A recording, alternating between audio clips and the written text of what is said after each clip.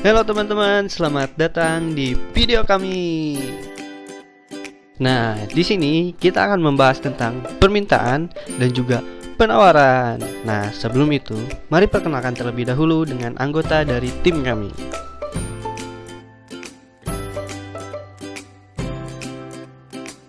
Nah, di sini kita akan memberitahukan terlebih dahulu tentang kompetensi inti dan kompetensi dasar dari materi ini. Nah, silakan teman-teman bisa baca ya tentang KI dan KD materinya.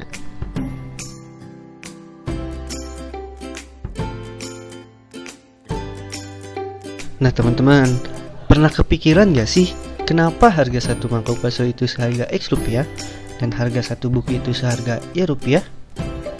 Dan bagaimana sih harga itu bisa muncul? Pernahkah kalian mendengar tentang permintaan dan juga penawaran dalam suatu kegiatan ekonomi? Nah, mari kita bahas satu persatu. Yang pertama adalah penawaran. Nah, secara umum, istilah penawaran diartikan sebagai jumlah barang atau jasa yang tersedia di dalam suatu pasar. Nah, penawaran bisa timbul dikarenakan adanya suatu keinginan seseorang untuk melakukan sebuah produksi yang disertai kesediaan bahan baku dan juga kemampuan produsen untuk mengolah yang akhirnya menghasilkan sebuah penawaran.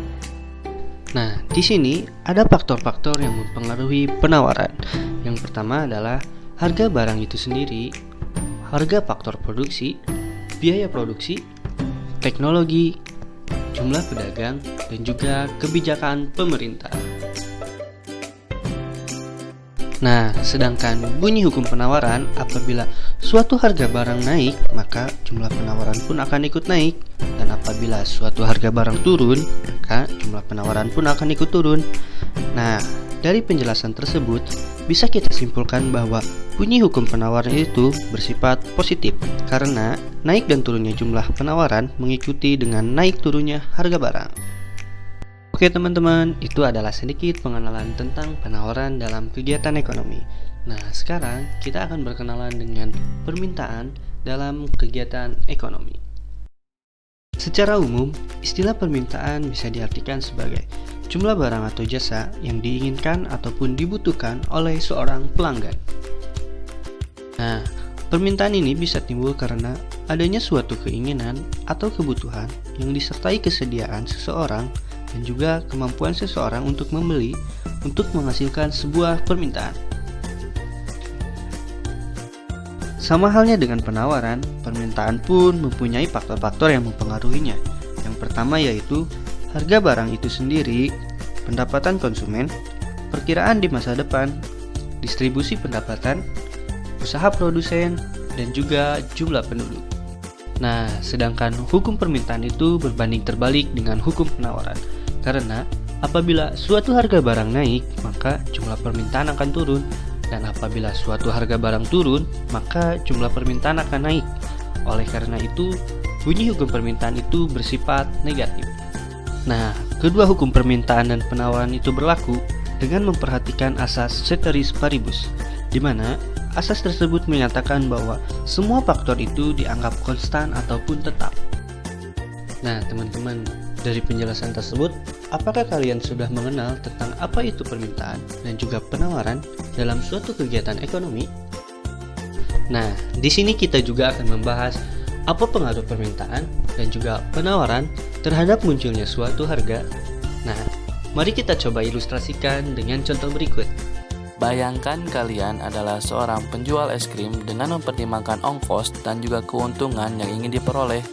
Anggap saja kalian memasang harga Rp4.000 untuk satu buah es krim yang kalian jual di kedai kalian, dan orang-orang mulai berdatangan untuk membeli es krim kalian.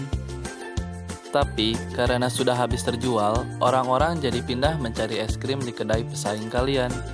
Ternyata pesaing kalian memasang harga lebih tinggi dari kalian, tetapi masih saja laku didatangi oleh orang-orang.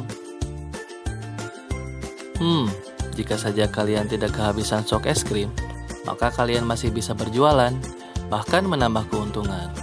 Saatnya untuk menelepon supplier untuk menambah stok es krim.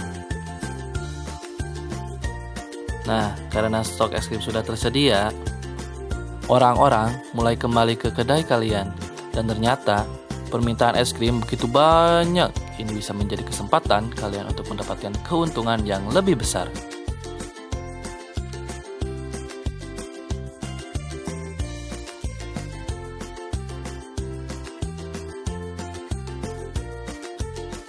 Berikut ini grafik yang menunjukkan hubungan antara harga dengan jumlah penawaran dari sudut pandang pengusaha. Semakin tinggi harga suatu barang, maka semakin banyak pula barang yang ditawarkan oleh pengusaha. Grafik ini dinamakan dengan kurva penawaran. Tetapi di suatu titik, apabila harga barang yang ditawarkan terlalu tinggi, maka orang-orang jadi tidak mampu untuk membelinya. Dan dengan banyaknya persediaan barang yang ada, kalian menjadi kelebihan stok. Sepertinya, jika kalian menjual dengan harga yang lebih murah, itu lebih baik daripada tidak ada penjualan sama sekali. Berikut ini grafik yang menunjukkan hubungan antara harga dengan jumlah permintaan dari sudut pandang pelanggan. Semakin tinggi harga suatu barang, maka semakin rendah permintaan karena tidak terjangkaunya harga oleh pelanggan. Tetapi, jika harga barang semakin murah, maka semakin bertambah permintaan. Grafik ini dikenal dengan sebutan kurva permintaan. Mari kita bandingkan kurva penawaran pengusaha dengan kurva permintaan pelanggan. Bisa kalian lihat arah keduanya yang saling berlawanan, di mana pengusaha ingin keuntungan yang lebih besar dan pelanggan ingin harga lebih murah. Ada saat di mana kedua keinginan tersebut dapat bertemu, yaitu pada titik equilibrium. Titik equilibrium atau titik keseimbangan harga adalah kondisi di mana jumlah barang dan harga yang diinginkan oleh pelanggan sama dengan jumlah barang dan juga harga yang ditawarkan oleh pengusaha.